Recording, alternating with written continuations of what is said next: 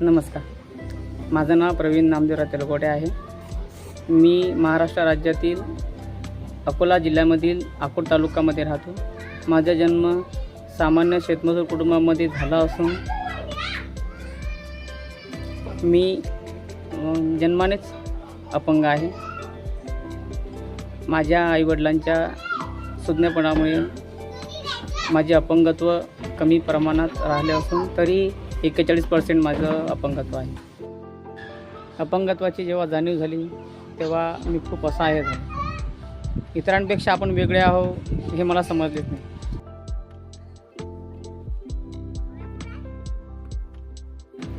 लहानपणी आई नेहमीच म्हणायची की शाळेत जा, तुझ्यानं कामं होणार नाही.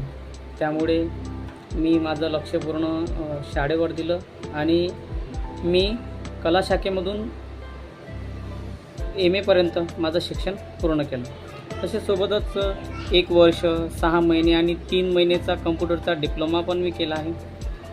माझे स्वप्न हे शिक्षक होण्याचं होतं आणि त्यासाठी मी खूप प्रयत्न केले. D.Ed केलं, D.Ed पासआउट झालो. त्यानंतर कॉम्पिटेटिव्ह एक्झाम दिल्या. कधी कमी मार्क्स तर कधी वेटिंग लिस्ट. घरची परिस्थिती हलाखीची असल्यामुळे कोचिंग सेंटर मी जॉईन करू शकलो नाही. त्यामुळे कधी दुकानात तर कधी टायपिंग सेंटरवर मी काम केलं.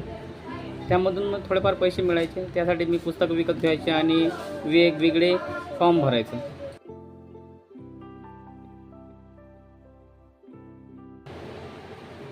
शाळेत शिक्षक म्हणायचे की जे शिक्षक करू शकतात ते कोणीच करू शकत नाही. शिक्षक जे घडवू शकतात ते कोणीच घडवू शकत नाही. आणि डॉक्टर बाबासाहेब आंबेडकरांचं एक वाक्य आहे ना की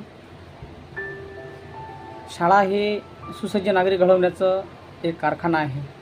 त्यामुळे मी त्यांच्यापासून खूप मोठी प्रेरणा घेतली आणि मला शिक्षकच व्हायचं आहे असा मी ठाम निर्णय घेतला. आणि सुदैवानं आज मी एक संगणक शिक्षक आहे. माझं हे स्वप्न पूर्ण केलं ते स्किल ट्रीनं. और सारे उन्होंने अपनी जो प्रैक्टिकल हमने दिए, हाँ